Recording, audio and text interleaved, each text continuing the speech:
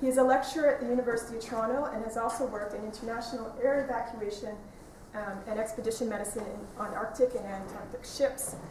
His first book, Bloodletting and Miraculous Cures, which I read with great interest and fascination when it first came out, and I continue to go back to, particularly in times of medical emergency, as the era that we're living in right now. It hit the Canadian literary scene, like winning the 2006 Scotiabank Giller Prize before making its way to screen as an HBO Canada television series. He followed up this debut book with a nonfiction work, The Flu Pandemic and You, and a guide to the influenza pandemics, which I think is increasingly relevant today, and a biography of Tommy Douglas.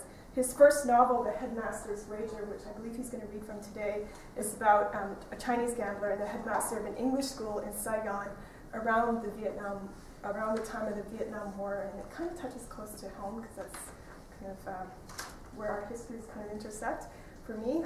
So it's the era of the 1960s to mid-70s. He began his work initially as kind of his first project, put it aside so that he could learn, I guess, hone the skills of writing, and that's when he began his collection of short stories, and then he proceeded on to his novel. This novel was a finalist for the 2012 Governor General's Award, was long-listed for the Andrew Carnegie Medal for Excellence in Fiction, long-listed for the IMPAC Dublin Prize, and shortlisted for the Commonwealth Book Prize. In short, he's quite a distinguished author. We're very, very lucky to have him today. Please join me in welcoming Dr. Vincent Lam.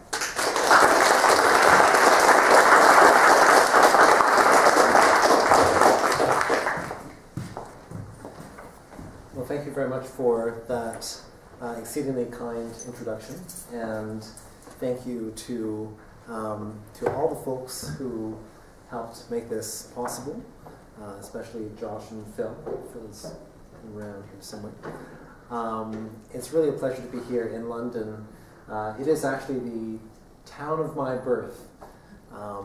My father was studying, and I just realized this a few moments ago, probably in this building, because he was here doing his MBA at the time. And so, you know, who knows, he may have even received lectures in this hall at that time.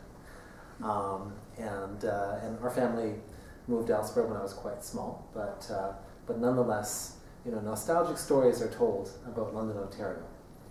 And the basis for this book in terms of its life within my life is also in what one might call nostalgic stories. I sort of use the air quotes because they're really nostalgic stories tinged with also flavors of bitterness, regret, loss, what could have been. And when I was growing up in Ottawa, for the most part, I was told stories about my family in Vietnam. And, you know, these stories had various components to them.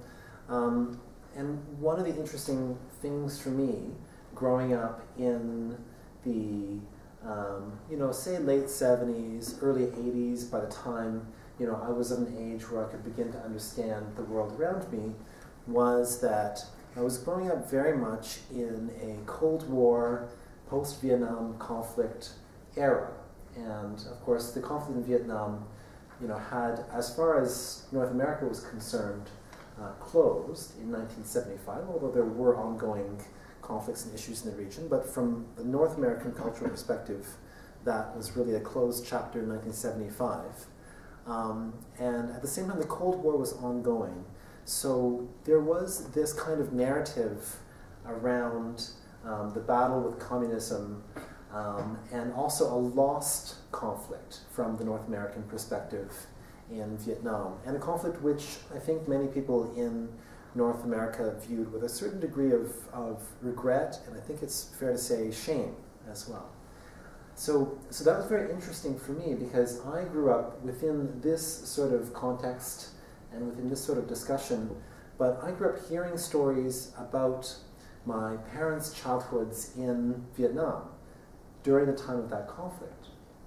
And those stories, you know, sometimes had some element of the war, which would sort of enter into the narrative, but often they didn't. And even when they did, it would be very peripheral. There weren't really, in the case of my family, pivotal events where everything centered as a turning point upon some sort of occurrence in the war. And yet, in many of the stories, you know, one was aware of the dynamics and the forces of conflict which would sort of push at people's lives. And one of the central stories that I was often told about was I was told about the story of my grandfather. And my grandfather was an interesting guy, and I guess it has to be interesting if you want your children and later your grandchildren to tell stories about you, because if you're sort of, you know, dull and completely predictable, then no one will have any stories. But my grandfather was quite the opposite. On one hand, he was quite a successful business person. He was the proprietor of an English school in Vietnam. And so here, the war certainly featured in his success. You know, his particular circumstance was that he had been educated in Hong Kong, and he had learned English. He had gone to Vietnam during the Second World War. He found himself in Vietnam, initially in a place in which the currency of English was not worth that much. But that changed with the arrival of the Americans as part of the conflict in Vietnam. And so his financial fortunes rose along with the presence of the American military because the English language became quite a valuable commodity. So he was, on one hand, quite a successful business person, proprietor of a very successful English school, and he made a lot of money. You know, and in the Chinese culture, there's nothing shameful about making a lot of money. You know, in the West, we have a very tortured relationship with money. We want to make money, but we want to be very discreet and sotto voce about it in some circles, not so in others. But in the Chinese culture, it's fine. You know, you can go and make as much money as you want, and that's cause for celebration. So he made a lot of money, but he was also someone who lived large and did not deny himself any of his appetites. So he was quite an incorrigible gambler, and the same could be said for his womanizing. Over the course of his, you know, his career, shall we say, you know, as a lover, he had 4 wives, I don't know how many mistresses, and so on and so forth. He made a lot of money and lost all of it. You know, he simply could not hold on to it. He loved to play mahjong. He formed, you know, what he viewed as blood brotherships with a number of his co-mahjong players, and then he lost fortunes to them. So he was someone who had these 2 sides to his life, and on one hand was very responsible and very successful, and on the other hand was completely out of control. And so that was told to me, and that all along was made possible in many ways by the conflict in Vietnam, because it gave him the money. You know, it was an environment in which there was a tremendous amount of sort of social license to do certain things, and so he did them.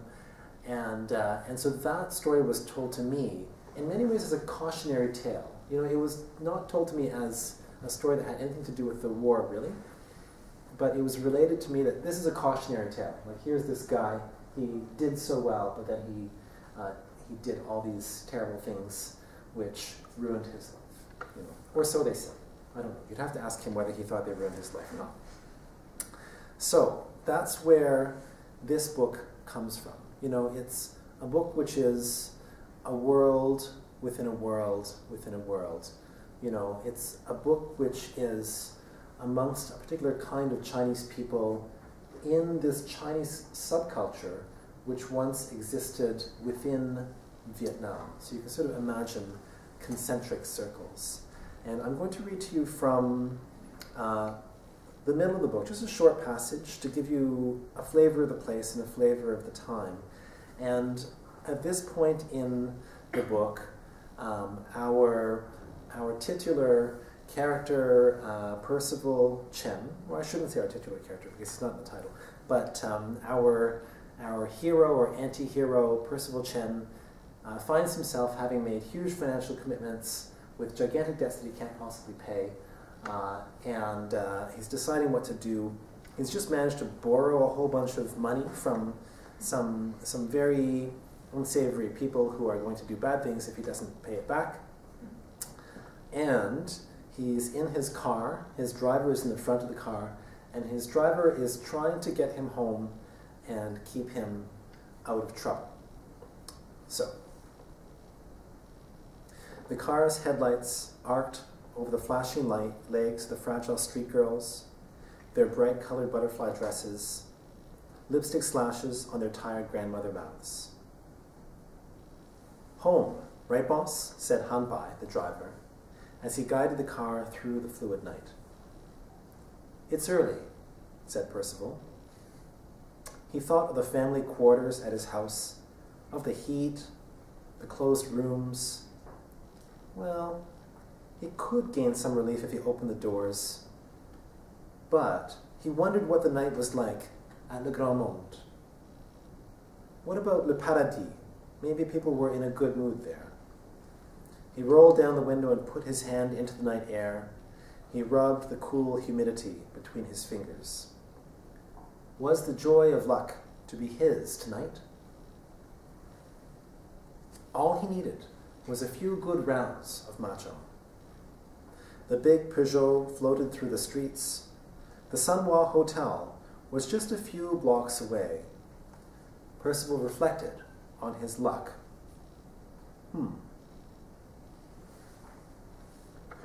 In the glancing headlights, a girl's smile flashed, plucked out of darkness. Others walked nearby. Through his fluid cognac haze, he saw their light steps, their slender thighs quick in darkness. If nothing else, this war had brought miniskirts to Saigon. Percival said to Hanbai, "Take me to the Sunwa Hotel." Hanbai did not change direction.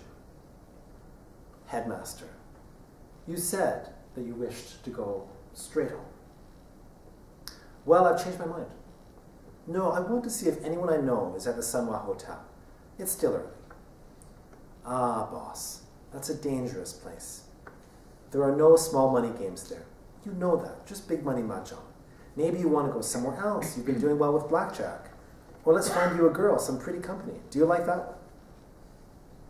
Hanbai slowed the car a little, and Percival considered the crossed ankles, the bare shoulder. And I will point out to you, because as a physician, I work in harm reduction, right? So you can see that his driver, Hanbai, is taking a harm reduction approach.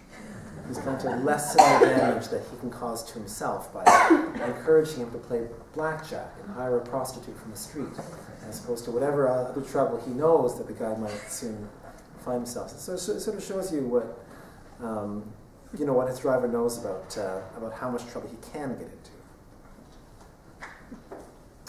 Percival replied, No, I don't go with that kind of girl. Anyhow, I feel very lucky tonight." "Look, boss," said Hanbai. "Look, you are already lucky. Look, you still have the car. It hasn't been taken by the loan sharks yet. And you have the money for tomorrow's interest payment, yes?" "Yes, I have the car, but look, this money, it's not mine. It's borrowed." Percival thumbed the thick layers of cash, thought about the interest rate. The envelope tingled in his hand, excited the fingers. Borrowed money, however, was a sing-song girl in a bar. It could be touched, but not possessed. The sweetest money was delivered by good fortune. Winning the car back in that bet, that had given him a taste. No, I don't want a night like this to be wasted. Max said that you promised him not to gamble big money. Hanbai, an old employee, took much more liberty than most drivers.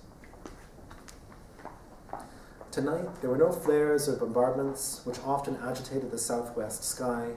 A lonely military helicopter beat the air as it passed above the car, the single eye of the spotlight peering here and there. Then the sky fell silent again. Beneath it, Ceylon was noisy and alive. Pungent food smells, oil and garlic, meat and ginger, drifted through the window. Percival was hungry for the night, to touch the girls who leaned in doorways with hands on thighs, to caress the smooth ivory tiles, and to sweep up piastres from a table. He said to his driver, "You and I both know, our friend Mac is practical. He knows how to get things done in the way that someone arrives at a place by walking, one step at a time, much work. I respect that. But the gods of luck can change everything. In a moment, you are blessed with everything you want. It's like flying. Or you are ruined, Headmaster, and your money is vanished. And worse, that money is not yours." "You have passed the road to the Sunwa Hotel. You must turn back," he said. It was not for his driver to say otherwise. "As you wish, Hojo." Han Bai pulled up outside the folding metal gates of the hotel.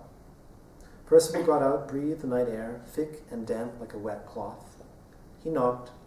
Soon a maid peered through the gates, recognized Percival, scraped a key through the lock, and let him in. She knew that he could find his own way up and lay back down on her cot in the lobby. Upstairs, room 28, Yi Ba, in Cantonese, the numbers that sounded like easy fortune. 3 tables played, each in a corner. A hotel boy dozed on a cot in the 4th corner of the room, near the purser, who sat next to the money safe, drinking tea. Percival knew some of the players, and others were strangers to him. Mrs. Ling looked up. "Percival Chen, now there's a lovely sight. As are you," he bowed. "We have missed you. I was concerned that you had lost your taste for beauty," said Mrs. Ling. She gave a high, tinkling laugh as she swept a pile of chips towards herself. She wore her necklace of pale jade, the clasp a carved dragon, over a well-tailored black silk dress. Pale jade was for a young lady, but she managed to wear this adornment elegantly. She clothed herself in a precise way that allowed her desirability, but placed her respectably beyond reach. She asked Percival, "Do you have any new teachers at that school of yours? Does any of them need a wife, perhaps a girlfriend?" "Ah, you would like to marry one of my teachers, Mrs. Ling?" he asked. "No. Look, you know, all of my young friends have soft skin and tender hearts," she murmured. "If your teachers want anything special, I can provide." Mrs. Ling dealt in specific appetites, just as other business people procured Levi's jeans and Rolex watches. The Australians and American ex-servicemen who taught alongside Percival's local teachers at the English Academy were very good customers of hers. "Marriage or fun, either," she said. "American dollars or military scrip?" She turned again to the chips she had just won, counted attentively. These were good times for Mrs. Ling. In addition to the usual hotel work, there were foreigners who wanted to meet nice girls rather than bar dancers, families who paid to have their daughters married away to America. In the best of these transactions, Mrs. Ling made money from both sides. Police Chief May sat opposite the matchmaker. Chang, a scrap metal dealer, sat at the same square mahjong table. Huang, an importer of Italian shirts, sat a little behind Chang and sipped a drink. There was a bald stranger in the game as well. He wore a banker's shade gripped tightly on his forehead, a green plastic halo. On a nearby couch, a Métis girl in a light blue dress was half reclined, her legs crossed. Her hands were slender creatures nested in her lap, and her elegance made the furniture cheap and shabby. She had strong French bones and warm Vietnamese skin. Her poise made it clear that she was better than the dress. The garment was slightly small for her, a cut which made Percival think of what was beneath, and yet was not so tight as to be vulgar. It was the way that Mrs. Ling typically dressed her girls. Percival had to remind himself not to stare. Mrs. Ling was a decent mahjong player, but when she went out to gamble, she often brought a girl with her, doubling her chances of making a profit. May said, Percival, so good to see you again. Maybe I'll have a chance to win back some of that money I lent you. And what about that money you have now? Are you sure you should be gambling with that? Oh, I assure you, I will leave with more than I've brought. Well, many people who have lent you money have always admired your house. Is there anyone in this town who does not know my business? Well, you don't even try to hide it. The police chief tipped his head towards the bald stranger. This is a new friend, Mr. Cho. Someone told him the Sunwell is the best place for a big money game. Cho's eyes twinkled at Percival, his lips pressed in a grin. He joined Mei and Chang to wash the tiles, swirl them around in preparation for the next game. The smallest finger of Cho's left hand had a delicately curved fingernail that was as long as the digit itself, which he protected within his palm as he mixed the tiles. Mrs. Ling lit a mentholated cigarette. She always insisted that the men should wash the tiles, so she wouldn't ruin her perfect hands, she said. But Percival saw how she took this moment to assess her opponent's unmasked expressions, to see if they were nervous or confident in the way they moved. The players began to stack their ivory pieces into the 4 walls that would frame a new game. It's been too long since we've seen your brother, said Chang. I hope you bring me some luck. Percival felt the touch of the girl's eyes on him. When he summoned the courage to glance over, she had already turned away. This was good luck. A beautiful girl's presence invigorated a room, like the energy that came from a pile of valuable chips sitting on a table. How much would her introduction cost? He found himself wondering. The girl was aware of herself, carefully beautiful, not one who stood on the street anxiously watching car windows. She might cost more than Mrs. Ling's usual 10,000, 15. Perhaps she would cost 20. No, he scolded himself. He could not afford 20,000 piastres for a girl right now. Not even this one. Thank you.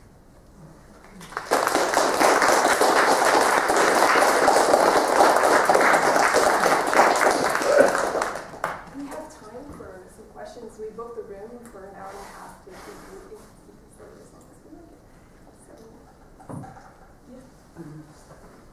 When I read your book, it felt like it could be done as a movie because it had a lot of action, a lot of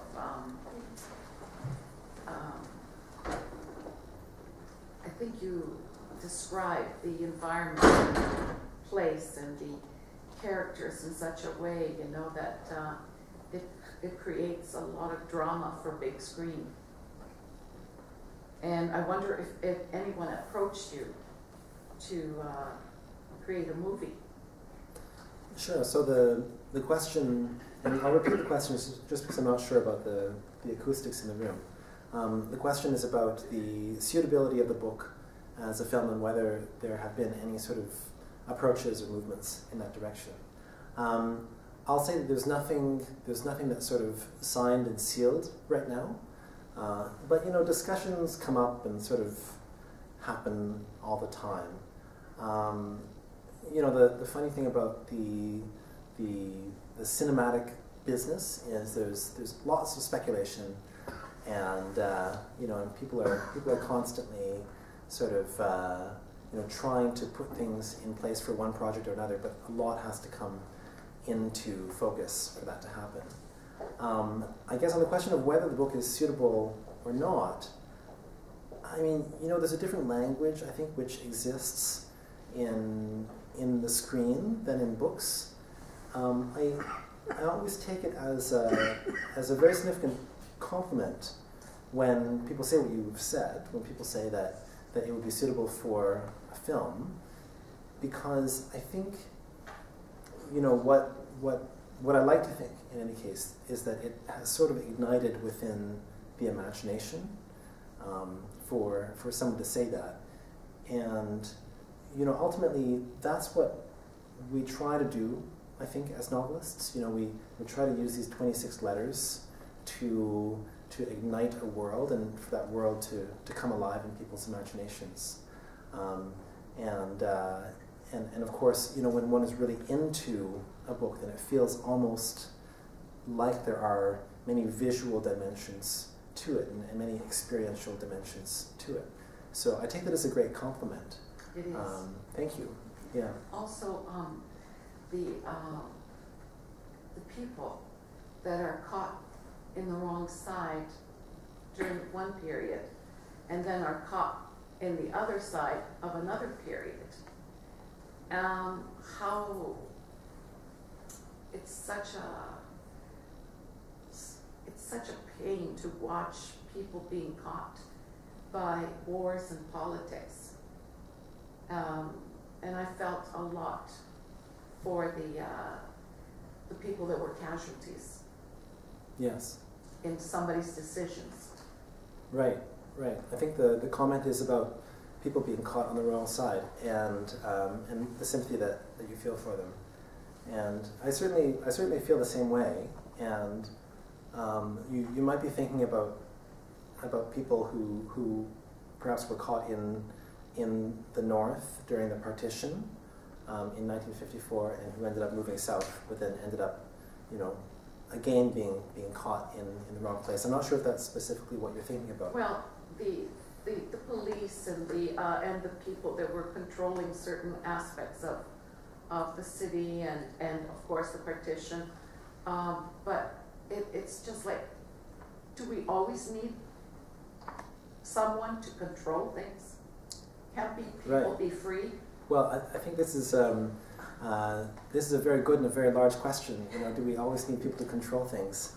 I think that it's probably beyond the purview of this book to answer that question in a final way.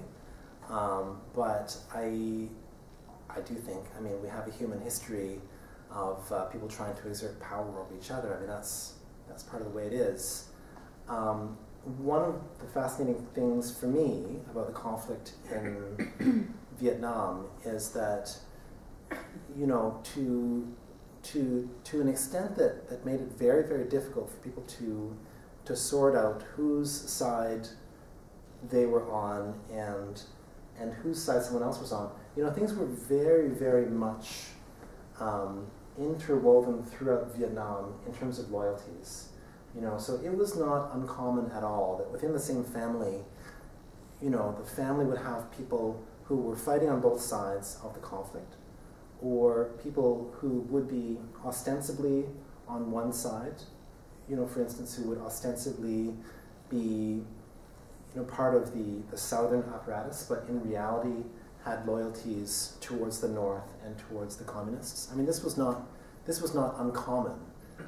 This in fact, was a very typical experience for people, and I think part of the thing which many people from outside Vietnam perhaps didn't understand was that for many people on both sides, the key issues were never really communism and capitalism. They really had much more to do with nationalism and independence. And those were the desires that fueled many people more than, the desire to sort of implement a certain political and economic ideology. So that's something that we had, I think, and I say we because I grew up in a Western context, but we had a great difficulty kind of getting our heads around as outsiders. We have another question over here. Yeah, thank you very much. So I'm interested in hearing your experience of writing fiction, because for you yourself as a writer and as a physician, when you write these, do you feel that you have certain things that you want to say as a physician, or that when you're writing you forget that the aspect of your life and becomes something Do you feel that when you are writing fiction, there's something else happening? What is that experience of writing fiction for yourself? Sure. What is the experience of writing fiction? It's interesting. I don't think about medicine at all when I'm writing. Meanwhile, it would be foolish for me to think that I would be exactly the same person if I were not also a physician.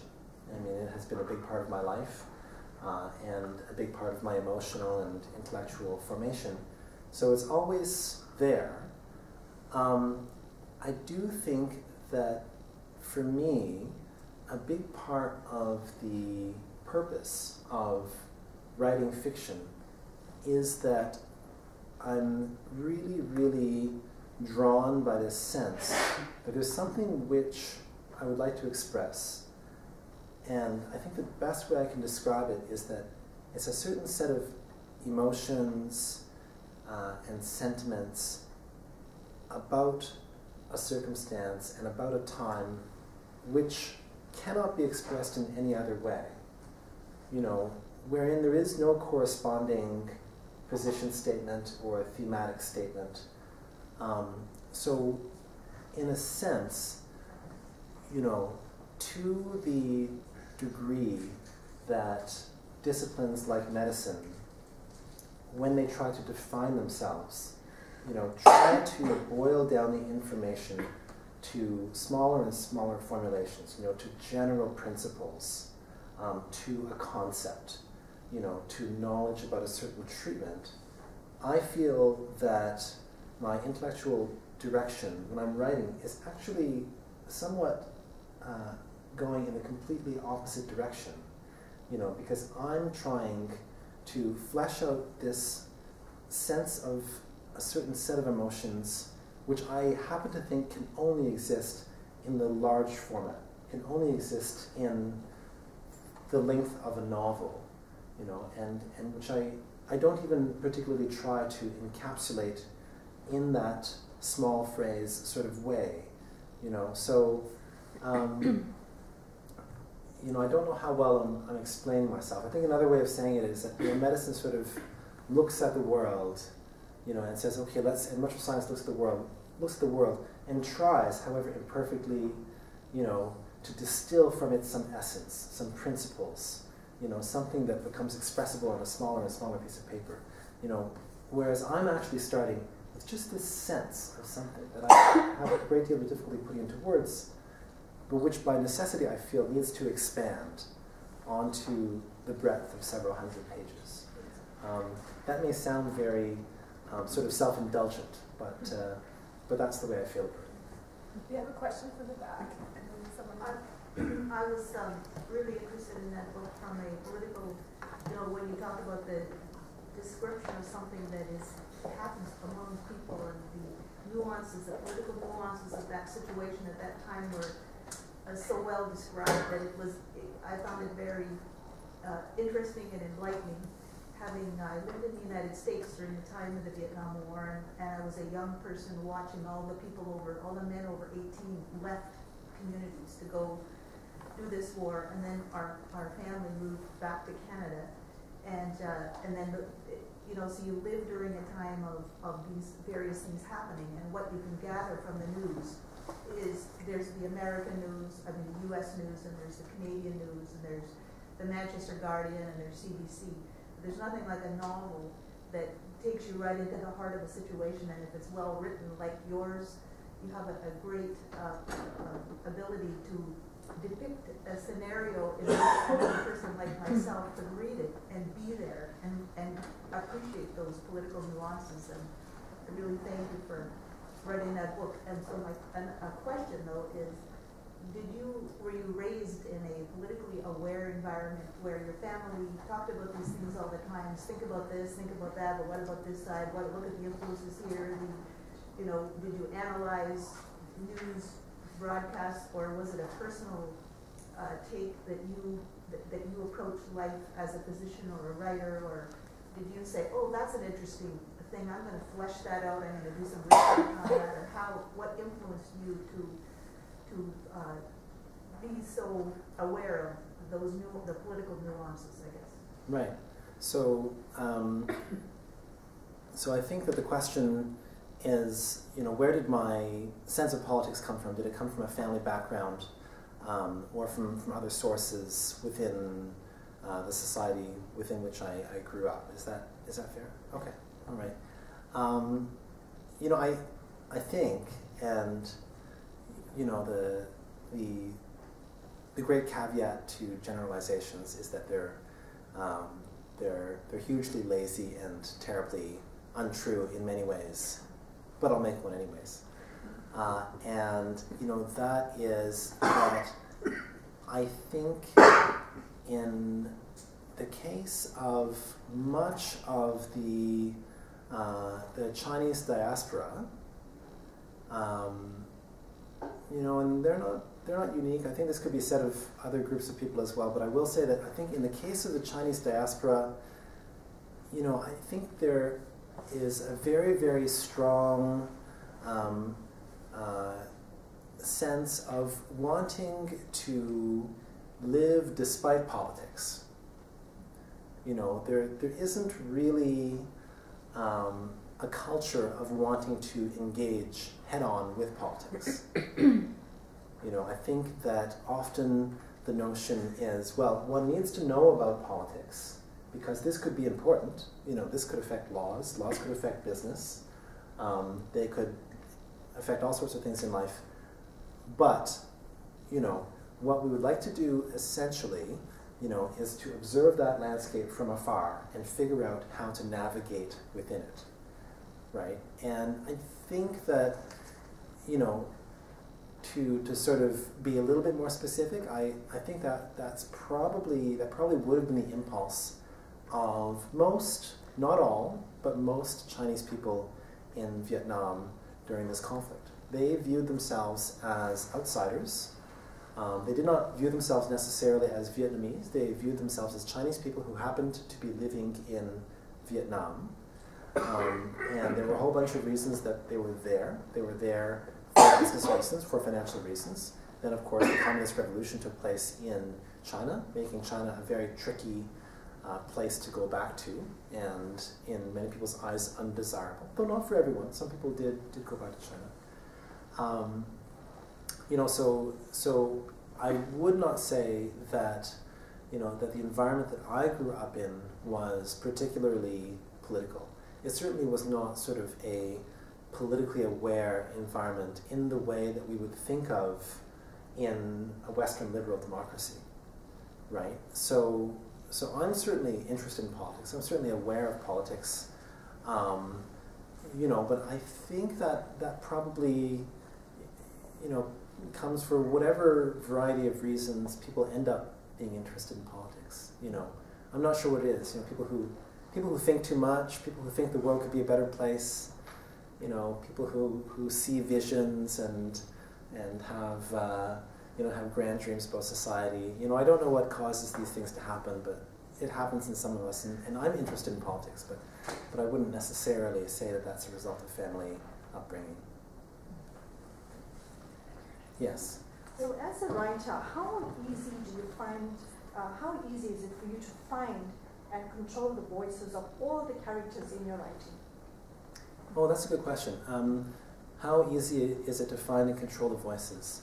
Well, I'm sort of relatively new at this. You know, I've written a few books, but not nearly as many as some. And so I have a very, very hard time finding and controlling the voice.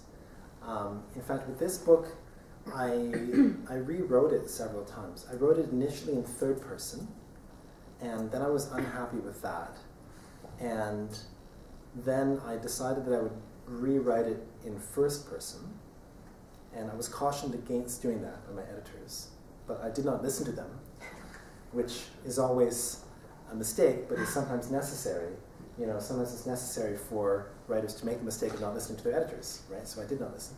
And so I spent a long time rewriting in first person, and that was a disaster. You know, it wasn't working at all. First person is a very, very tricky thing. You know, there the voice has to be incredibly dominant, and it creates lots of logistical problems. Mm-hmm. And then I also tried, as sort of a side project, at one point to write the book in 4 voices with, you know, 4 main characters, each having a contemporary and a past voice. So it was a contemporary narrative for each of them, but with the interstitial passages which came from their childhoods. So 8 voices. That was really, really a terrible, terrible idea. You know, just completely unworkable structure. You know, I could not keep track of the voices at all. You know, so all of those things, you know, successively were thrown out, rewritten. You know, I ended up coming back to a limited third, right? Which is very versatile, and so I ended up coming back to that. So, you know, I would not say that it was easy to find voice, because in the process of finding voice, you know, I'm sure I discarded at least 1,000 pages. You know, I spent a long time. I spent 4 years sort of wandering in the wilderness, being unhappy with the novel, being dissatisfied, you know, and just being generally melancholy about the whole thing. You know, and I'm not complaining so much as I am explaining, you know, to say, you know, if you're out there writing a book and you're sort of feeling like you're in your 3rd year of melancholy dissatisfaction with your book, well, you know, it may be that you're on the right track.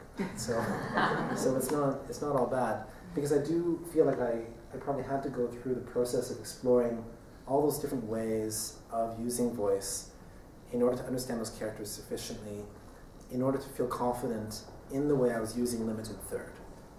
You know, limited third sounds a bit prosaic, and maybe it is, but I didn't feel confident enough until I had gone and explored all kinds of things. So I find voice incredibly, incredibly difficult. But the good news was that I had 4 bad years, and then I had 1 good year, where it all sort of came together. You know, the clouds parted, the sun shone, you know, and the book sort of descended upon the pages. That's an exaggeration as well. There was quite a lot of work in that year. But things worked at that point. And it was hard for me to see during the 4 years, but looking back, I really do think the 4 bad years were necessary for the 1 good year.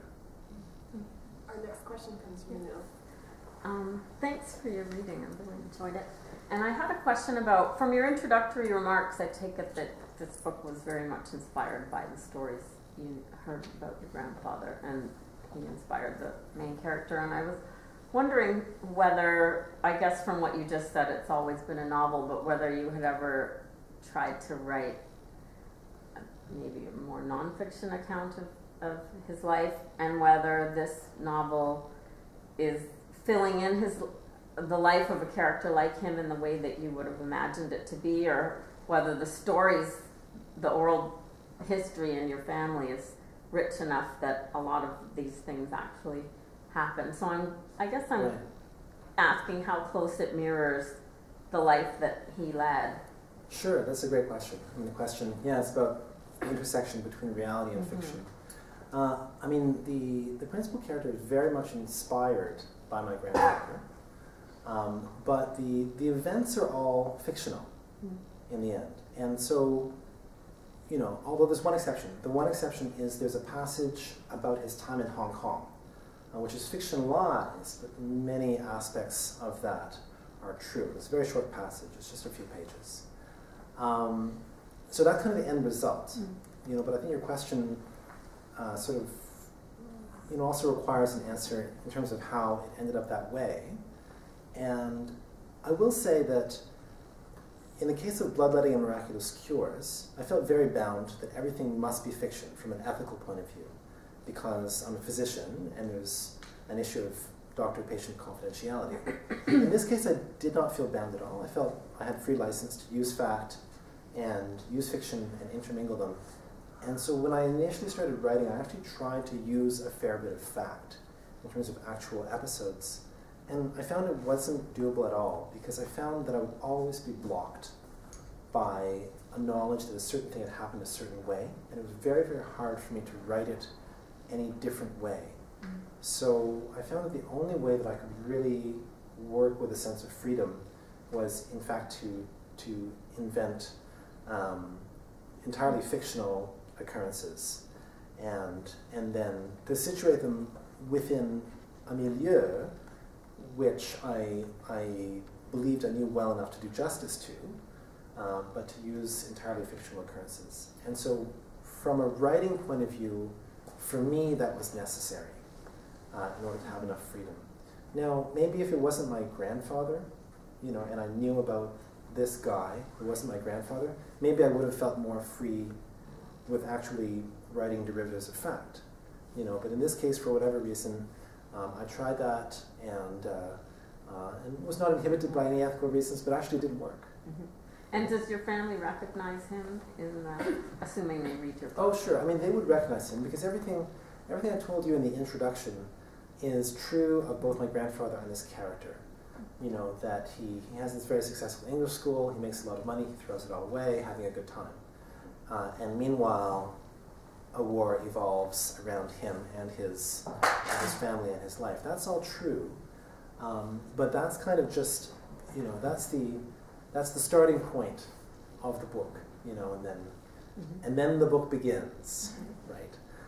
So sure, they would recognize him, but they would also immediately know that it's fiction because they know his life, and they know that this didn't actually happen in his life. Thank you. I actually have a question. It's Yeah. just to pick up on your observation that film has its own language, it's literature. And so as I was listening to your reading, I was thinking, I was closing my eyes as you told everyone to do in the other lecture, trying to hear the language of your story, which is so important because it's about the successful entrepreneur of an English school. So can you maybe talk a little bit about kind of the style that you were aiming for, the kind of inspiration for the particular language that you were drawing on in order to evoke this world that's historically a little bit remote and experientially remote from here? Right. So the question is about language choice and how I chose a particular style in the book. And I think, for me, I think this is true really of all my work. You know, in my ideal conception, you know, in my sort of perfect theoretical state of what a book should be, you know, I would love it if people actually forgot they were reading. You know, and if the experience were fluid enough that that the words just were experienced as if they were just entering the consciousness, you know, but passing through and leaving whatever their meaning was. Now, that's a fictional construct, you know, of what I imagine fiction could be. That's not exactly how people experience it. People do experience the words, but I'm always trying to take things out. And there are many approaches. There are many approaches to style, you know, and some people you can pick up their work and you immediately know that it is a certain writer. And in some cases, you know, it's because there's a very distinctive voice, and in some cases it's because, you know, the language is very front of mind and very forefront in the work. You know, and that's a different approach. You know, I wouldn't say it's any better or any worse, but that's a different approach. My approach is very much, you know, to leave everything out which can be left out, and you know, to just leave something which is simple and spare. And you know, it's very tempting when you're writing about historical stuff to put a lot in. You know, because you do all this research, and it's a lot of work.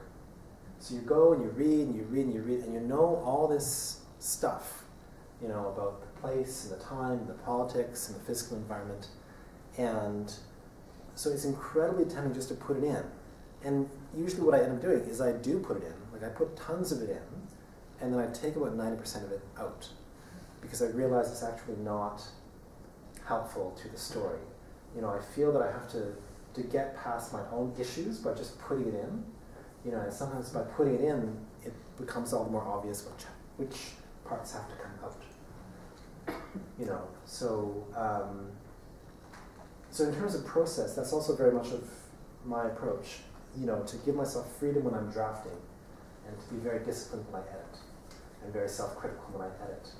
And to be that way with my language. I'm very indulgent when I'm drafting. I write run-on sentences and things that don't make sense, and long, rambling, sort of, train of thought passages, and it can be very unreadable. But I accept that because I know I'll be disciplined later and take stuff out. You have a question? Yeah.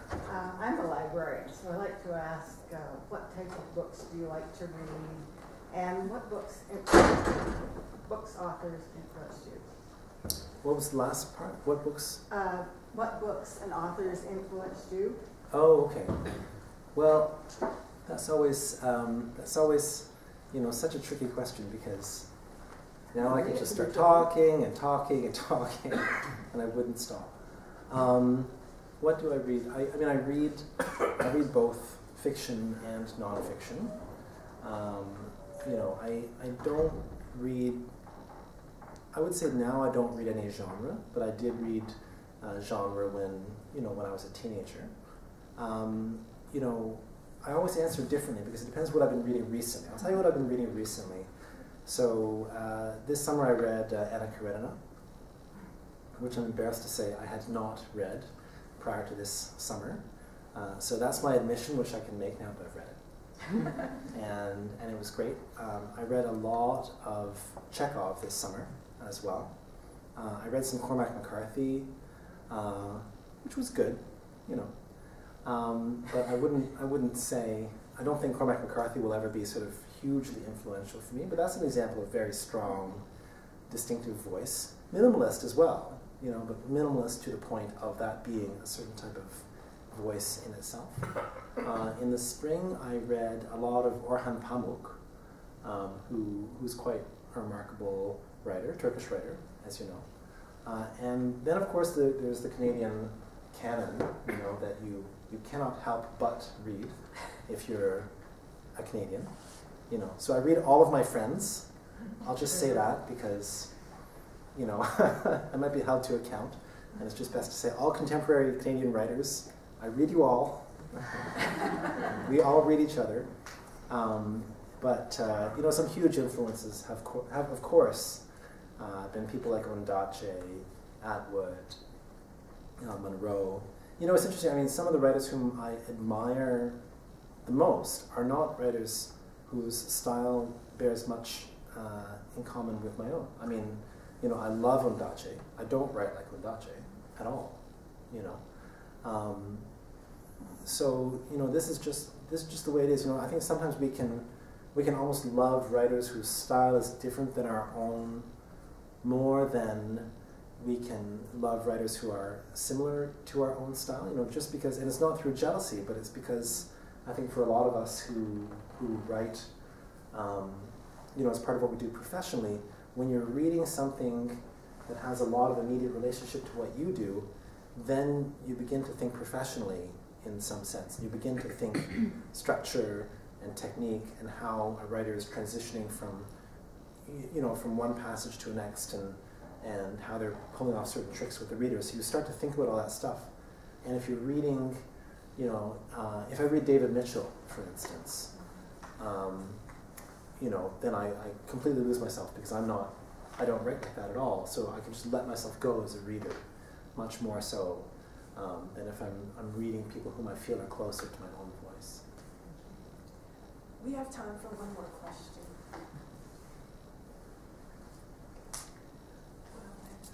Time for me to thank you. Please join me in thanking Dr. Lam.